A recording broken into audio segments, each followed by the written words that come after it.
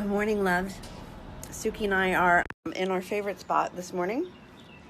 Good morning, Zuka. Say good morning to the people. She's like, can I get down now, Mom? And I just wanted to come on and say good morning to you guys from one of my most favorite places on the planet, which is just my front porch. That's my front door. And good morning, Tracy. Soul Sister Tracy. I have been a traveling machine for me this morning,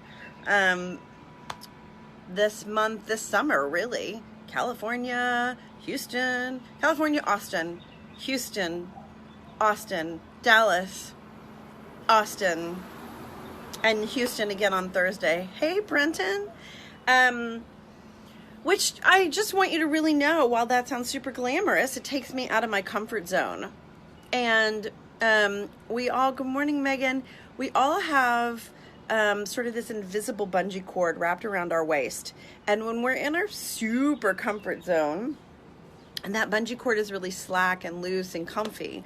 But when we are out of our comfort zone, the bungee cord gets tighter and tighter and tighter and tighter. And the longer we stay out of our comfort zone, the more tension there is, the more tightness there is.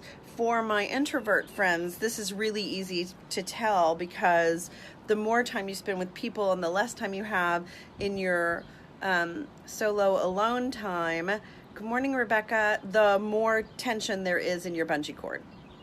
So amongst the many things that I liken myself to be, I do believe myself to be a change agent. So some of you may have seen a phone call from my sister, who I was just about to say. Some of you may know I was just in Dallas at Market with my sister. And I will call you back, sister. And being at Market is super fun for me. It's something I do because I love my sister. And it's way out of my comfort zone. And I can't wait to get home. I generally can't wait to be home. I'm an earthy, homey, hey, Walter Kurt, Capricorn. I like my space. I have a real propensity just to be home. I love having people in my home. I love home. Anyway, I was supposed to come home on Saturday, and I have a really good girlfriend, and she and I are collaborating on something I'm super, super, super excited about for 2019. Called Soul Illumination Circle. Her name is Leslie, and I adore her. And she lives just north of Dallas. And she was like, oh, you could just come here instead of going home. And I'm like, I know, I would love to be in the juicy, creative container with you for another couple of days. And, oh, hi, Donna. I'm glad to be watching you too. So I noticed my own discomfort at the notion of not driving. Good morning, Brandon. Not driving home, but driving north to Prosper. And I just sat, I'm a big fan of practice what you preach, right?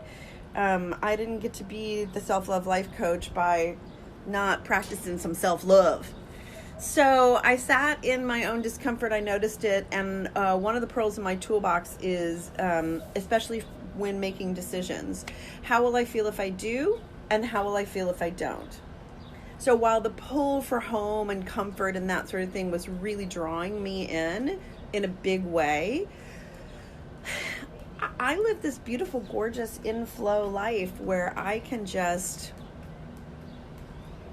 work from wherever. Like, I have created a beautiful life for myself.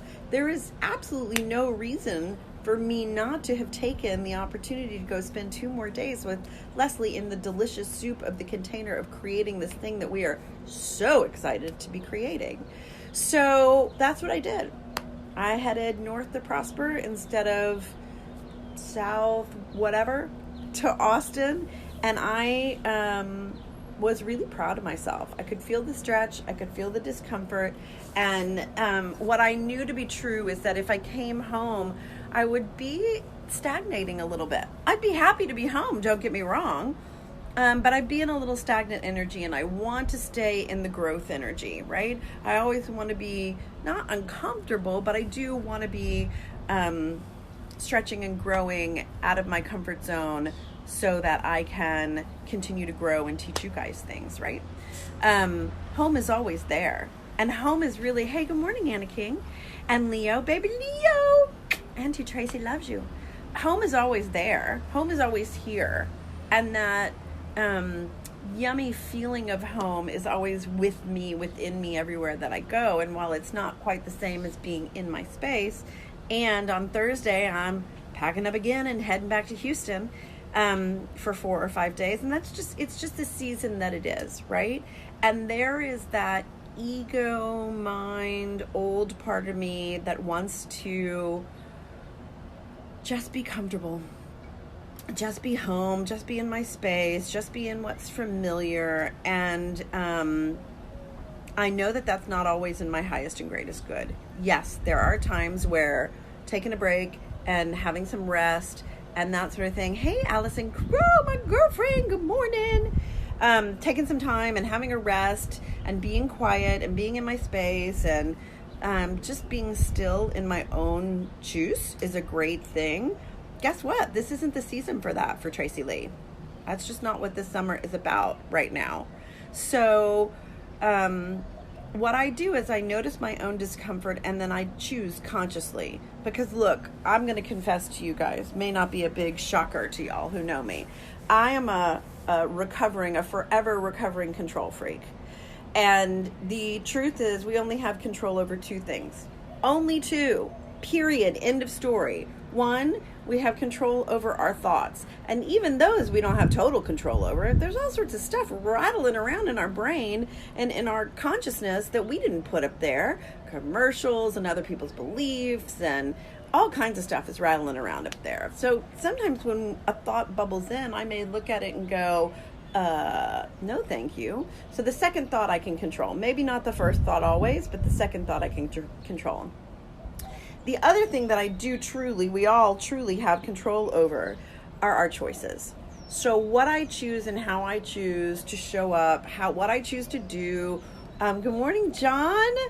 What I choose to say or where I choose to be and who I choose to surround, like all of that stuff, I have control over. I'm the only one who has control over it. And quite frankly, having recovered from victim mentality where I didn't believe that for a long time, and there's so many people who are still stuck in that victim mentality where they think that life is happening to them and not for them, and they don't have choices around those things.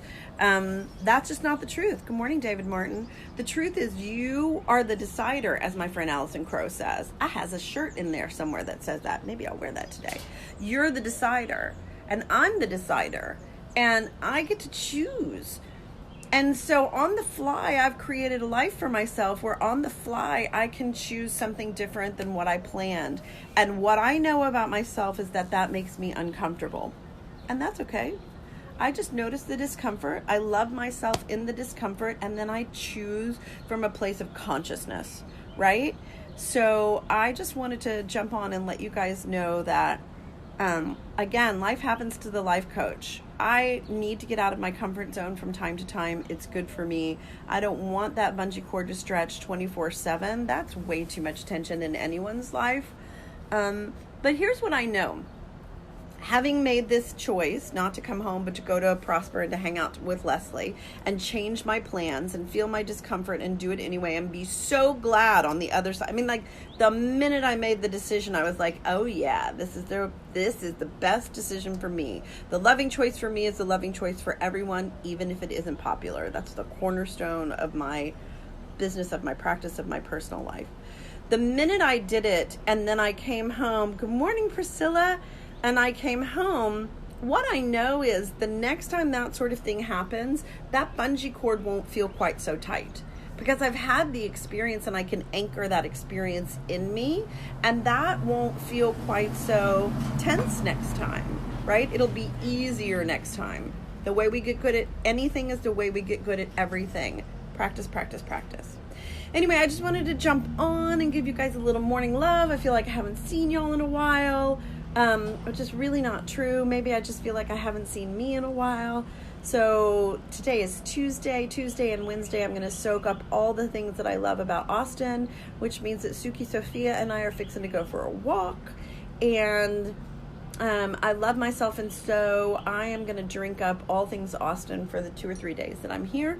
And then when I'm in Houston with my sweet family, honoring the 1 year anniversary of my mom's passing, I am gonna be fully present to where I am. Thank you for the wisdom, says Brandon. You're welcome, cutie patootie. Thank you for thanking me. So I love you guys. I encourage you to ask yourselves the question, or to answer the prompt, I love myself, and so today let me know. I love myself, and so today I jumped on to give you guys a little Facebook off because I'm supposed to wake up now, but I've been up. Anyway, big love. See you guys soon.